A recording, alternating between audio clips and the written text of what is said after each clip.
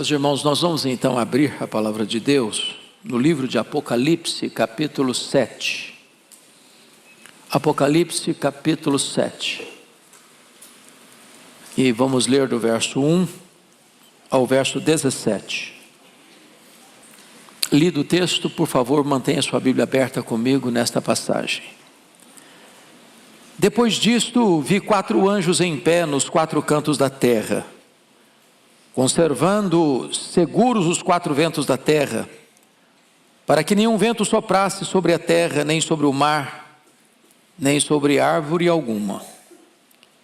E outro anjo que subia do nascente do sol, tendo o selo do Deus vivo, e clamou em grande voz aos 4 anjos, aqueles aos quais fora dado fazer dano à terra e ao mar, dizendo: não danifiqueis nem a terra, nem o mar, nem as árvores, até selarmos na fronte os servos do nosso Deus. Então, ouvi o número dos que foram selados, que era 144.000, de todas as tribos dos filhos de Israel. Da tribo de Judá foram selados 12.000, da tribo de Ruben 12.000, da tribo de Gade 12.000, da tribo de Aser 12.000, da tribo de Naftali 12.000, da tribo de Manassés 12.000, da tribo de Simeão 12.000, da tribo de Levi 12.000, da tribo de Issacar 12.000, da tribo de Zebulon 12.000, da tribo de José 12.000, da tribo de Benjamim foram selados 12.000. Depois dessas coisas, vi e eis grande multidão que ninguém podia enumerar, de todas as nações, tribos, povos e línguas, em pé diante do trono e diante do Cordeiro, vestidos de vestiduras brancas, com palmas nas mãos, e clamavam em grande voz, dizendo: ao nosso Deus que se assenta no trono e ao Cordeiro pertence a salvação. Todos os anjos estavam de pé, rodeando o trono, os anciãos e os 4 seres viventes, e ante o trono se prostraram sobre os rostos e adoraram a Deus, dizendo: amém, o louvor e a glória e a sabedoria e as ações de graças e a honra e o poder e a força sejam ao nosso Deus pelos séculos dos séculos, amém. Um dos anciãos tomou a palavra dizendo: estes que se vestem de vestiduras brancas, quem são? E de onde vieram? Respondi-lhe: meu senhor, tu sabes. Ele então me disse: são estes os que vêm da grande tribulação, lavaram suas vestiduras e as alvejaram no sangue do Cordeiro, razão porque se acham diante do trono de Deus e o servem de dia e de noite no seu santuário. E aquele que se assenta no trono estenderá sobre eles o seu tabernáculo. Jamais terão fome, nunca mais terão sede. Não cairá sobre eles o sol, nem ardor algum, pois o Cordeiro que se encontra no meio do trono os apacentará e os guiará para as fontes da água da vida, e Deus lhes enxugará dos olhos toda lágrima. Amém. Nós vamos tratar hoje, meus amados, sobre uma igreja gloriosa. Bom, o livro de Apocalipse aparentemente é um livro complexo, a ponto de alguns acharem que ele está hermeticamente fechado, e que ele é extremamente misterioso e fora do alcance da compreensão humana. Entretanto, a palavra Apocalipse significa revelação. É levantar a ponta do véu e mostrar. Este livro, didaticamente, poderia ser visto da seguinte maneira: nos 3 primeiros capítulos você tem os 7 candeeiros, que são as 7 igrejas da Ásia, símbolo de todas as igrejas, em todos os lugares, em todos os tempos. Depois você tem nos capítulos 4 a 7, o que nós chamamos dos 7 selos, que é a perseguição do mundo à igreja, e o cuidado de Deus com sua igreja. Depois nós temos os capítulos 8 a 11, as 7 trombetas, que é o juízo parcial de Deus ao mundo que persegue a igreja. Depois nós temos os capítulos 12, 13 e 14, que é o levantamento do quarteto do mal, que ataca a igreja com tanta fúria. Capítulo 12, o dragão, que é Satanás.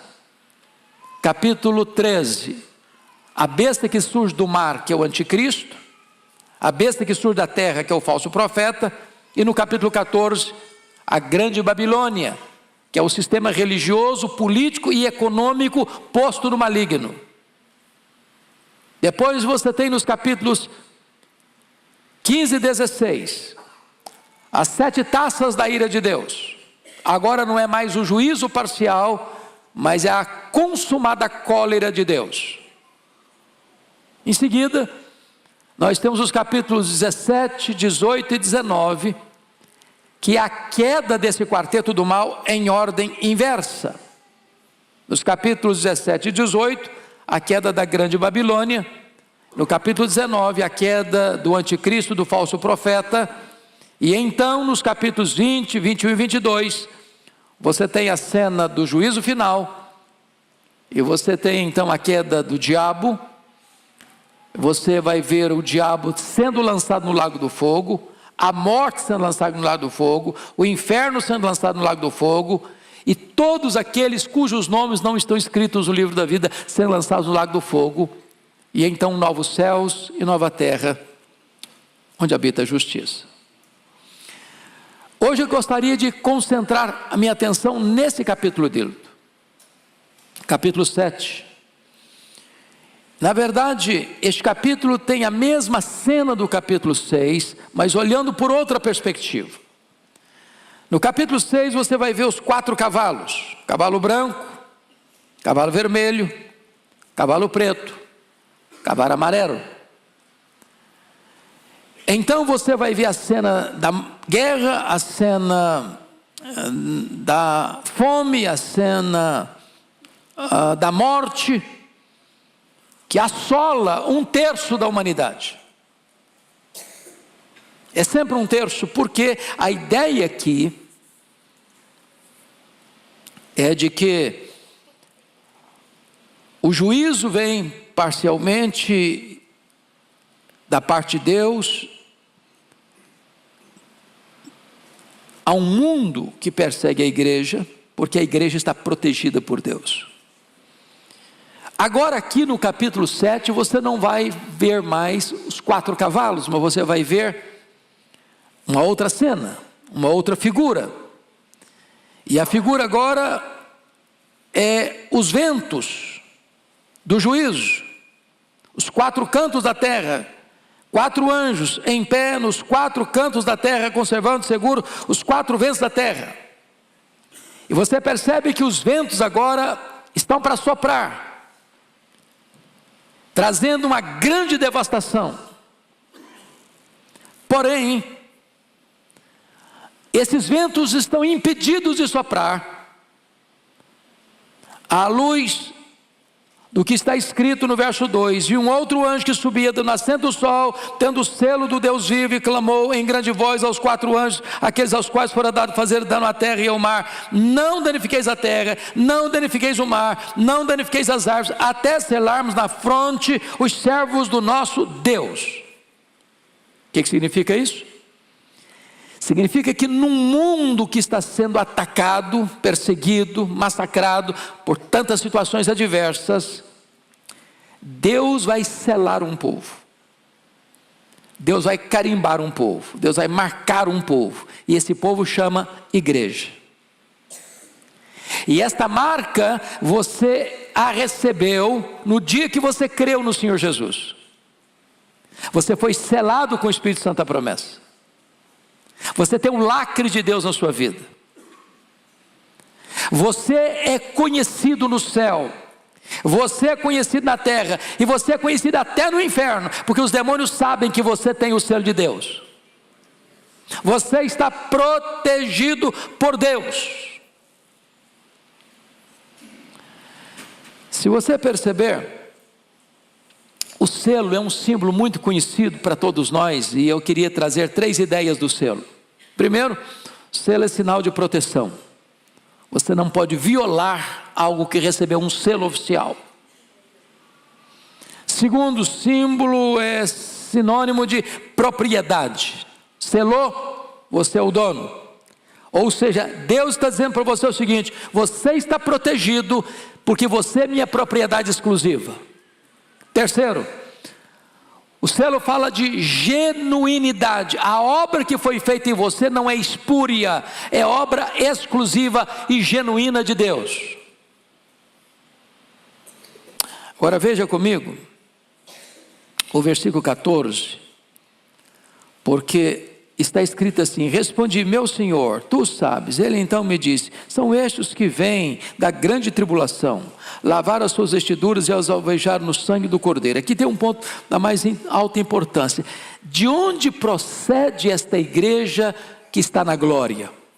E o texto diz: ela procede da grande tribulação. Eu sei que esse é um ponto polêmico, e eu sei que esse não é um assunto de consenso no campo evangélico brasileiro e mundo afora. Eu sei que há irmãos nossos, amados e muito preciosos, que não entendem desta maneira. Porém, esse texto vai nos mostrar que a igreja não é poupada da grande tribulação, ela é poupada na grande tribulação. Ou seja, não tem a ideia de que a igreja seria arrebatada secretamente e então viria a grande tribulação. Mas a igreja será arrancada do meio da tribulação. Aliás, esta é a ideia que está lá em Mateus 24. Esta é a ideia que está lá em 2 Tessalonicenses capítulo 1. Esta é a ideia que está lá em Apocalipse capítulo 13. A igreja sempre foi martírica. E Paulo chegou a dizer: todo aquele que quiser viver piedosamente em Cristo será perseguido. A grande pergunta que foi feita no capítulo 6, no versículo 17, numa cena gráfica, eloquente da segunda vinda de Cristo, quando os homens estão desesperados, os ricos, os poderosos, os escravos, os livres, os que têm domínio e controle dessa história, e eles estão tão desesperados, pedindo aos monstros para caírem sobre eles, para esconderem a eles da ira daquele que está sentado no trono. E a pergunta é: quem é que pode suster-se diante dessa cena? E a resposta está no capítulo 7. Quem é que pode suster-se? São aqueles que foram selados com o Espírito Santo. São aqueles que receberam o selo de Deus. São aqueles que lavaram as suas vestiduras no sangue do Cordeiro. São aqueles que emergiram da grande tribulação. São aqueles que estão diante do trono de Deus com vestes alvas, com palmas nas mãos, exaltando a Deus para sempre e sempre e sempre. A igreja gloriosa. A igreja é gloriosa, e eu gostaria de trazer 3 ideias aqui. A glória, primeiramente, sua aparência, vestiduras brancas. Segundo, a glória do seu serviço, estão servindo diante do trono de Deus. Terceira, a glória do seu lar eterno. Estão lá, não tem mais choro, não tem mais dor, não tem mais calor, não tem mais adversidade.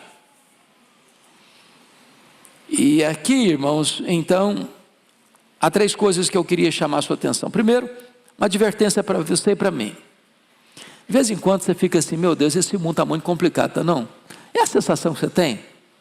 Quando você lê os periódicos, quando você vê as reportagens, quando você olha para o cenário do Brasil e do mundo, está complicado, tá não?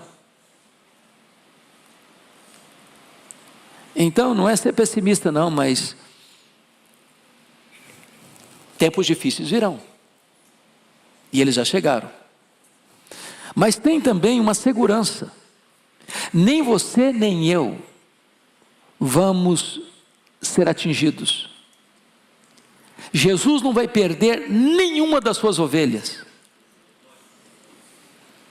Nenhuma das suas ovelhas.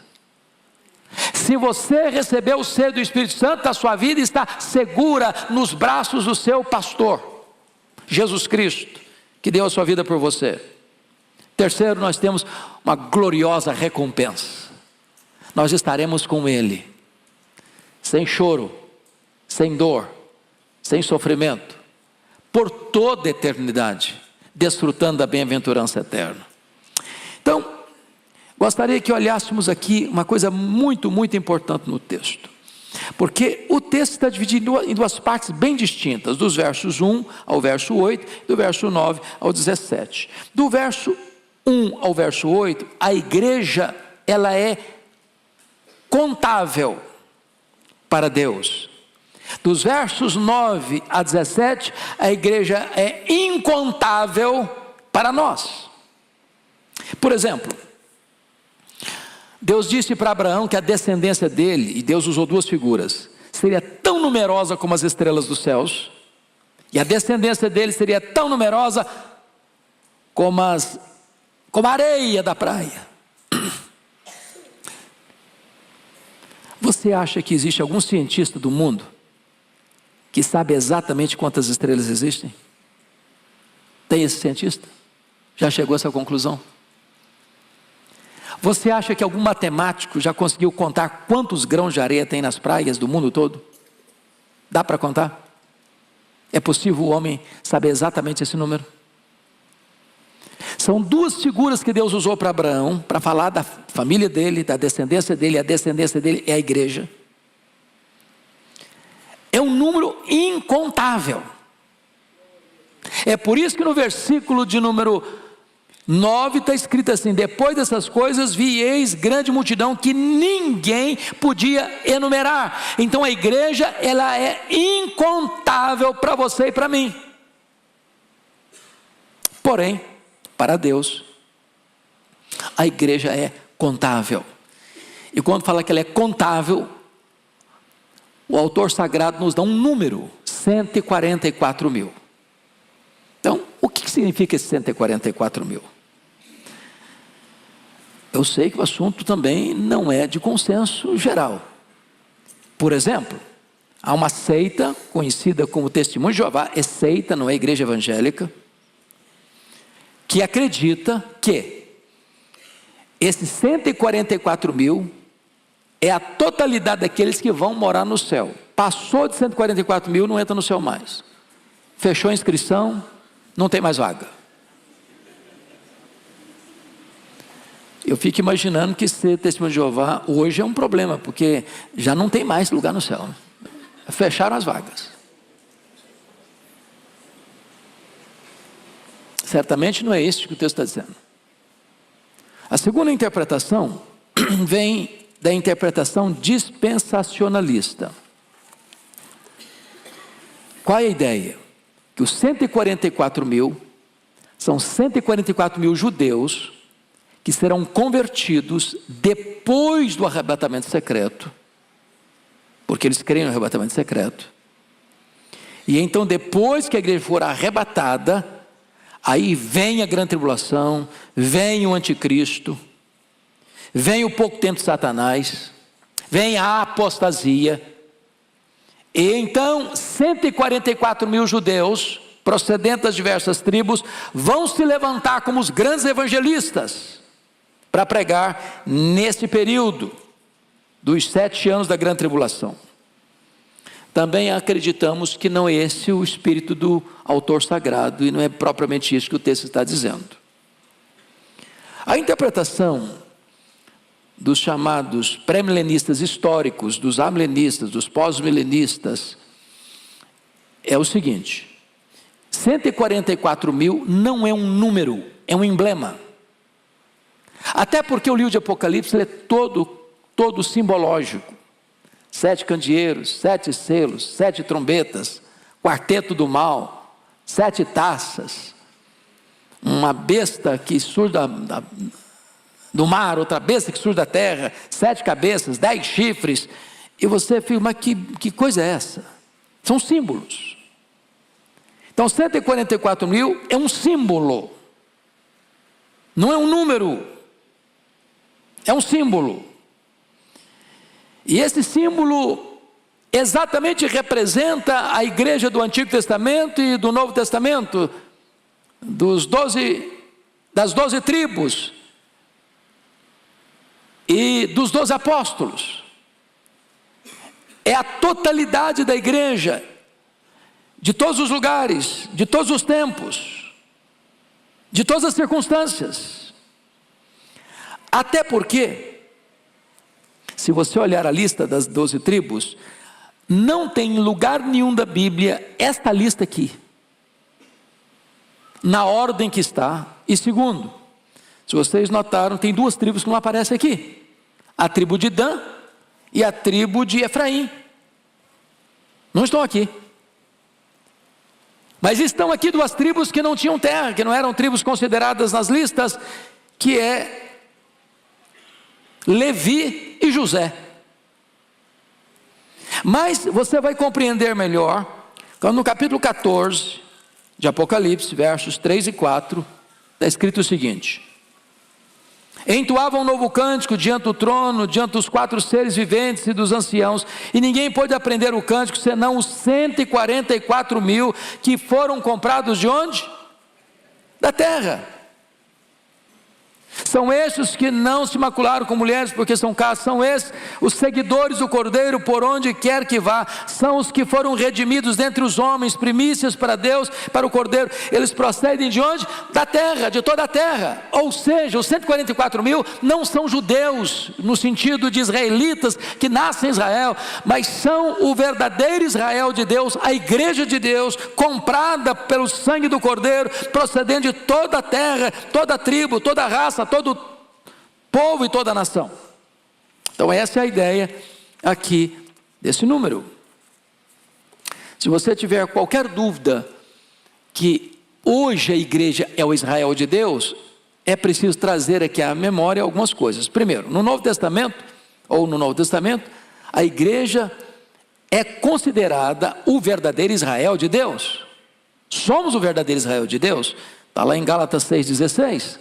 Está lá em Romanos 9, 6 a 8. Segundo, quem é de Cristo, diz Gálatas 3, 29, é descendência de Abraão. Então você é descendência de Abraão.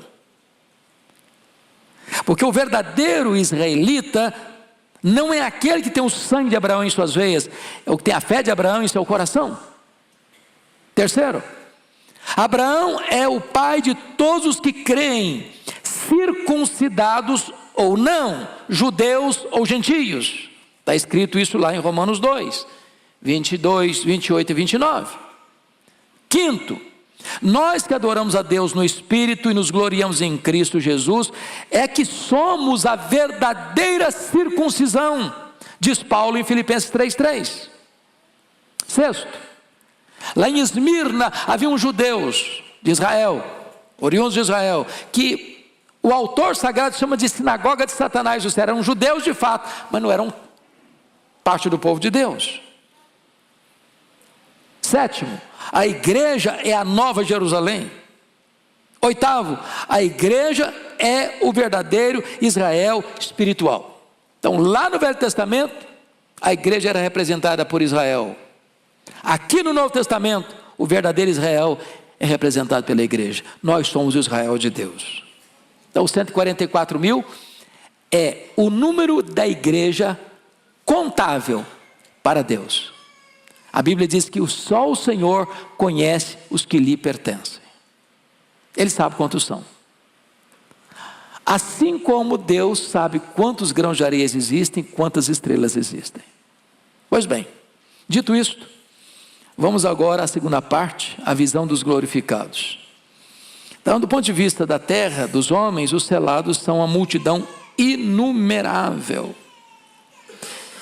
E agora veja comigo, depois destas coisas, vi, e eis grande multidão, que ninguém podia enumerar. E de onde procede essa multidão? De todas as nações, de todas as tribos, de todos os povos, de todas as línguas. E onde eles estão? Em pé diante do Cordeiro, diante do trono, diante do Cordeiro. Como é que elas estão? Vestidas de vestiduras brancas, com palmas nas mãos. Então, aqui está a igreja glorificada. Essa é a cena da igreja glorificada. Porque entendamos isso, irmãos. O cenário é o seguinte: João é chamado para subir para cima, lá no céu, ver o trono de Deus. Deus está sentado no trono, o Cordeiro está com o livro da história nas mãos, a história não está à deriva, é um tempo de martírio, a igreja está sendo perseguida, a igreja está sendo queimada viva, os crentes estão sendo jogados às feras, os crentes estão sendo crucificados, o medo talvez toma conta de muita gente, a grande pressão está acontecendo, mas é preciso que essa igreja entenda que Deus não perdeu o controle, que Jesus está com o livro da história nas mãos, que os selados de Deus estão na glória, e que a igreja passará pela grande tribulação, mas ela não será derrotada na grande tribulação. É um povo vitorioso e vencedor. Então vamos dar uma olhadinha aqui, por gentileza, como é que vai ser essa igreja. Em primeiro lugar, é uma igreja inumerável. Versículo 9: ninguém podia enumerar. Preste atenção nisso, você faz parte de um povo numeroso. E esse povo não é presbiteriano, esse povo não é batista, esse povo não é assembleiano, esse povo não é metodista, esse povo não é católico, esse povo não é da comunidade A, esse povo não é da comunidade B. Esse povo é formado de todos aqueles que lavaram as suas vestiduras no sangue do Cordeiro.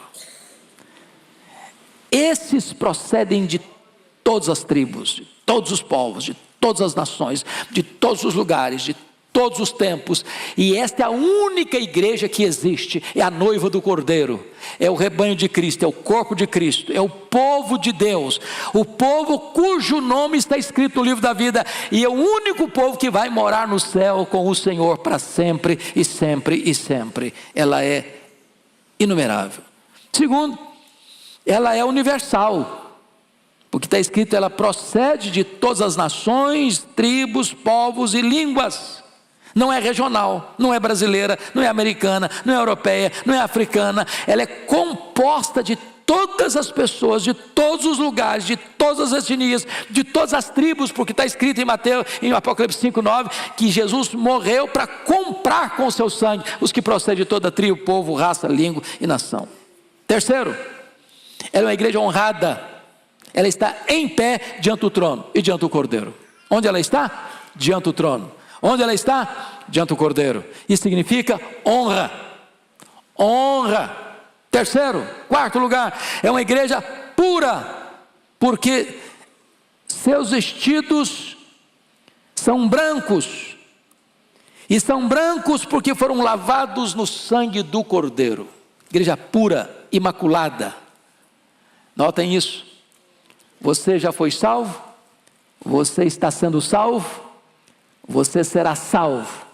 Você já foi salvo da condenação do pecado na justificação. Você está sendo salvo do poder do pecado na santificação. Mas você só será salvo da presença do pecado na glorificação. Aqui está essa igreja glorificada. É a igreja que seremos. Mas mais do que isso, é importante entender que a igreja não é purificada pelo sofrimento. Ela está passando por perseguição, mas não é o sofrimento que depura a igreja. É por isso que o conceito de purgatório é falido, porque sofrimento não purifica ninguém. Quem purifica você é o sangue do Cordeiro. Eles estão com vestes alvas, não é porque passaram pela grande tribulação, não. Eles estão com as vestes alvas porque lavaram as suas vestiduras no sangue do Cordeiro. Mas mais do que isso, é uma igreja vencedora. Está escrito que tem palmas nas mãos. Palmas nas mãos. E o que é que eles clamam em alta voz? Ao nosso Deus que se assenta no trono e ao Cordeiro pertence a salvação. Em outras palavras, eles não se salvaram, eles não foram salvos pelo seu sacrifício, pelo seu martírio, pela sua perseguição, pelas suas lutas, nem pelas suas obras. Eles estão exaltando a Deus, porque Deus é o autor da salvação, Deus é o idealizador da salvação, Deus é o consumador da salvação. É uma igreja vencedora, e Ele está exaltando isso. Pois bem, vamos ao último ponto, mostrando a procedência, a identidade, a missão eterna desta igreja. Primeiramente, vamos ver a procedência dela. Leia comigo os versos 13 e 14. Toda a igreja comigo, por favor. Vamos juntos? Um dos anciãos tomou a palavra, dizendo: estes que se vestem de vestiduras brancas, quem são? De onde vieram? Respondi-lhe: meu senhor, tu sabes. Ele então me disse: são estes os que vêm da grande tribulação, lavaram suas vestiduras e as alvejaram no sangue do Cordeiro. De onde eles vêm? Da grande tribulação. Entendamos isso. A igreja nunca viveu um dia sequer neste mundo posto no maligno sem tribulação. Não espere a amizade do mundo. O mundo sempre odiou a Cristo, e o mundo sempre odiou e odiará a igreja, porque o mundo odeia Cristo na igreja. Entretanto, na medida que o tempo avança para o fim, a Bíblia fala de 4 coisas: a grande tribulação, com artigo definido; a apostasia, com artigo definido; a manifestação do homem da iniquidade, com artigo definido; e o pouco tempo de Satanás, com artigo definido. Esses 3 fatos, esses 4 fatos históricos retratam a mesma coisa. Esse período final vai ser de uma fúria indescritível das forças do mal para atacar a igreja. E eu não sei se vocês percebem, mas esta fúria vem de formas diferentes. Lá no passado, apenas com martírio, cristãos sendo queimados, crucificados, jogados às feras. Hoje a perseguição vem desse jeito em muitos lugares, mas vem em outros lugares de forma mais sutil, com a ditadura do relativismo, com doutrinas de demônios, com cerceamento da liberdade, com o encabrestamento das consciências, com ideologias que se infiltram na educação, nos meios de comunicação, que vão formatando a mente das pessoas numa cultura cristofóbica e anticristã, que vem minando as bases da cultura judaico-cristã, que vem relativizando tudo na sociedade contemporânea. Esta é uma maneira hoje de se atacar e de se perseguir a igreja, gerando a secularização, o materialismo, a apostasia religiosa, o esfriamento do amor, a multiplicação da iniquidade, o ateísmo, o satanismo. Então a igreja procede disso aí, desse cenário. Mas vamos à segunda pergunta: qual é a identidade da igreja? Qual a identidade da igreja? Versículo 14 responde isso. Então ele me disse: são estes os que vêm da grande tribulação e lavaram as suas vestiduras e as alvejaram no sangue do Cordeiro. Meus amados irmãos, aqui está algo para mim extremamente importante. O que qualifica você entrar no céu e estar na presença de Deus não é o fato de você pertencer a esta igreja ou àquela outra igreja. E preste atenção aqui: qualquer igreja que disser para você: olha, se você não for membro da nossa igreja, você não vai para o céu, você não vai estar salvo, Nós temos o monopólio da salvação. Nós temos, como o Orival costuma brincar, o rol do livro da vida. Então aqui é que está o livro da vida. Se você não for membro dessa igreja, seu nome não vai estar no livro da vida.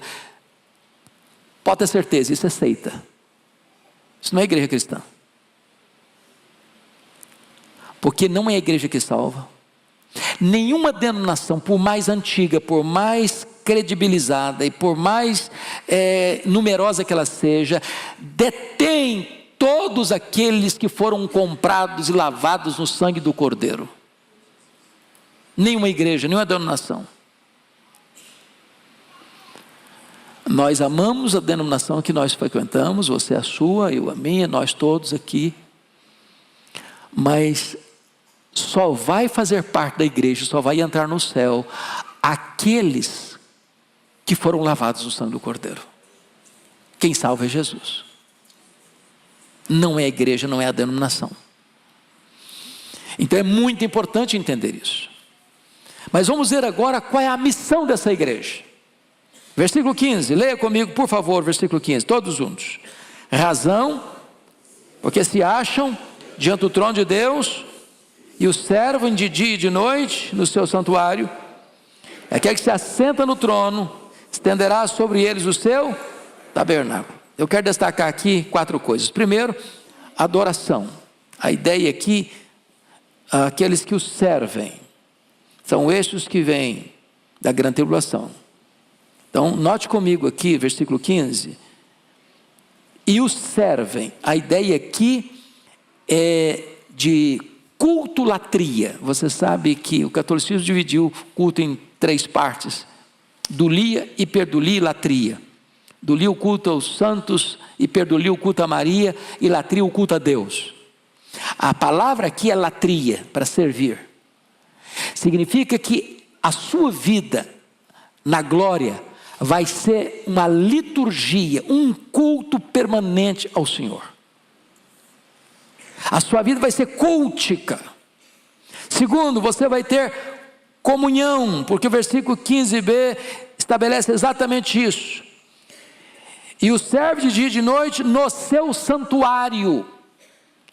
A ideia de comunhão com Deus, porque você vai ler em Apocalipse 21, que lá no céu não vai ter santuário.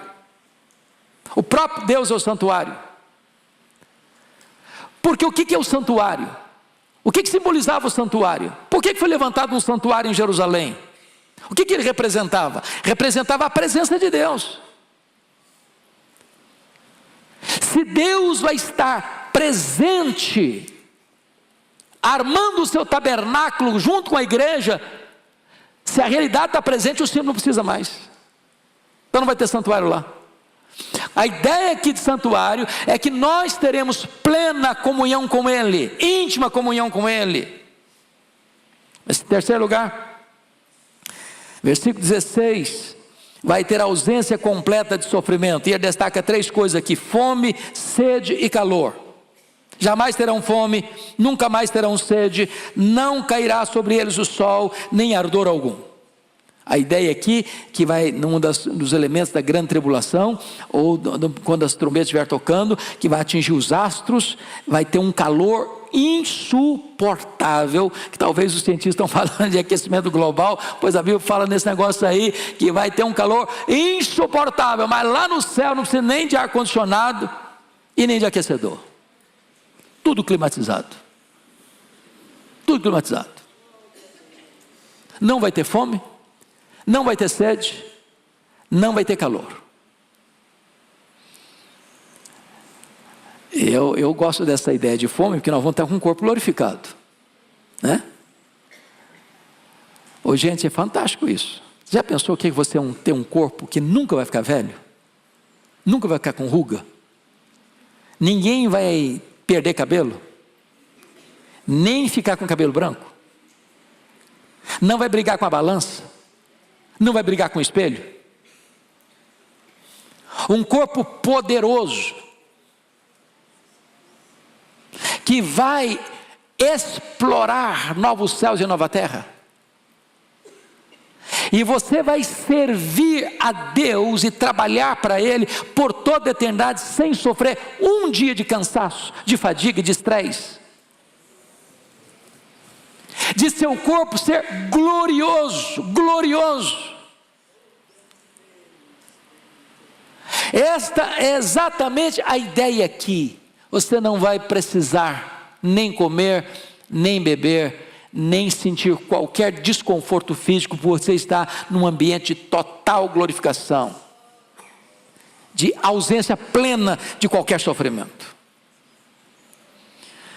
Mas, finalmente, a presença completa da plenitude de vida, porque o verso 17 diz assim: pois o cordeiro que se encontra no meio do trono, o mesmo cordeiro que foi morto para comprar com seu sangue a você e a mim, esse mesmo cordeiro vai nos apacentar, esse mesmo cordeiro vai nos guiar para as fontes da água da vida, que é a própria vida eterna, e esse Deus vai enxugar dos nossos olhos toda lágrima. Em outras palavras, o autor está mostrando que nesta realidade bendita que nós estaremos, não importa a tribulação que passarmos, nós estaremos nessa igreja onde não tem mais sofrimento, onde não tem tribulação, onde não tem dor, onde não tem lágrima, onde não tem luto, onde não tem pecado, onde não tem tristeza, onde nós desfrutaremos de um lugar e de um estado de bem-aventurança eterna.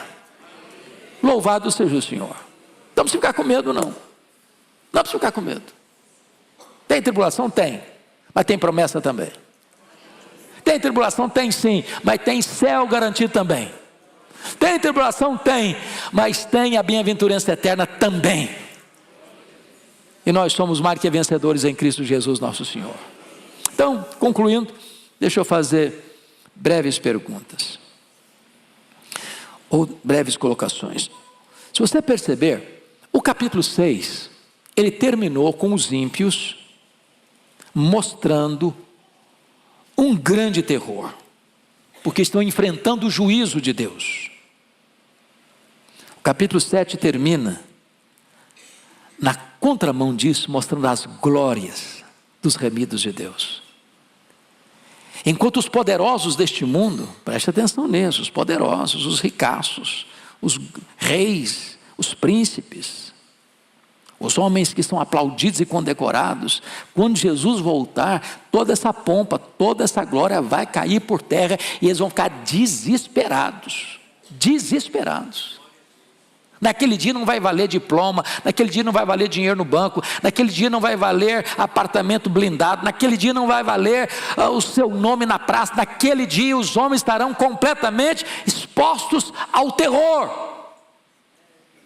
Entretanto, aqueles que lavaram as suas vestiduras estarão entrando na glória, escutando o cordeiro dizer: vinde, vinde, bendito meu Pai, entre na posse do reino que vos está preparado desde a fundação do mundo. Segundo, enquanto os ímpios buscam a morte física, porque estão dizendo lá no capítulo 6, versículos 12 a 17, caí sobre nós, monte, eles querem morrer, mas a morte foge deles. Eles querem morrer, mas só encontram a segunda morte, a condenação eterna. Os crentes, os salvos, mesmo enfrentando a morte, jamais sofrerão a segunda morte e desfrutarão para sempre da vida eterna. Que contraste, que contraste. A pergunta que eu faço para você nesta noite, para você que nos acompanha, é: de que lado você está?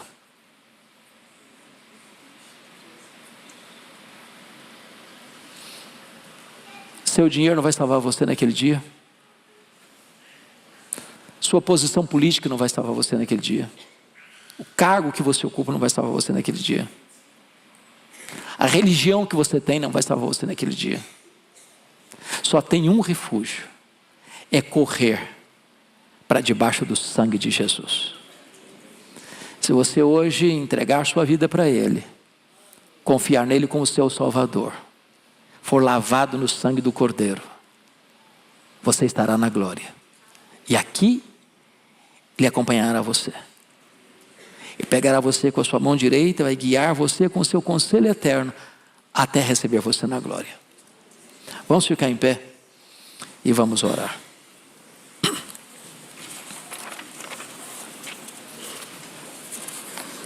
Quem tem essa certeza da vida eterna aqui? Deixa eu ver. Aleluia. Louvado seja Deus. Senhor Deus, nós te bendizemos, porque fazemos parte de uma família inumerável. Tu conheces os que lhe pertencem, tu sabes exatamente o número deles. Mas para nós, Senhor, é uma multidão incontável. E o que nos alegra é porque, por tua bondade e graça, nós fazemos parte desta igreja gloriosa. Um dia Jesus entrou na nossa história. Ele nos encontrou perdidos, sujos, depravados, condenados, mortos nos nossos delitos e pecados. E Ele nos atraiu com cordas de amor, e fomos regenerados, e fomos lavados, e fomos selados, o nosso nome escrito no livro da vida, e temos a garantia e a segurança da vida eterna. Louvado seja o teu nome. Pedimos-te, meu Deus, que tu tragas ao nosso coração nesta noite uma palavra de ânimo e de consolo,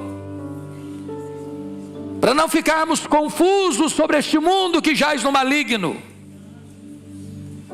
mas que os nossos olhos estejam fitos naquele que é o autor e o consumador da nossa fé, que caminhemos vitoriosamente em Cristo Jesus, porque o que nos aguarda é a bem-aventurança eterna. Exaltado seja o teu nome, em nome de Jesus, amém.